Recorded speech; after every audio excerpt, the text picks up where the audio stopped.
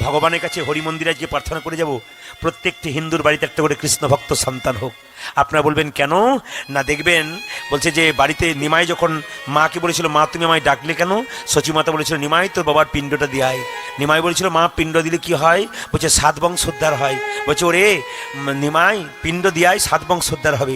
নিমাই বলছে মা শাস্ত্র সুন্দর কথা বলেছে, পিণ্ড দিলে 7 বংশোদ্ধার হয়, কিন্তু কোনো বংশে একটা কৃষ্ণ ভক্ত সন্তান হলে তার 7 বংশ নয়, তার 14 বংশ উদ্ধার হয়। আপনাদের কৃষ্ণ ভক্ত সন্তান হোক। নিমাই বলল গুরুদেব যার হয় তার 24 হয়, যার হয় না তার 50 হয় না। ওরে 50 হয় না, আর 50 হয় না, তার 50 হয় না। পঞ্চতত্ত্ব না জানিলে 50 হয় না। আজ পঞ্চতত্ত্ব না জানিলে 50 হয় না। পঞ্চতত্ত্ব না জানিলে 50 হয় না। পঞ্চতত্ত্ব না জানিলে 50 হয়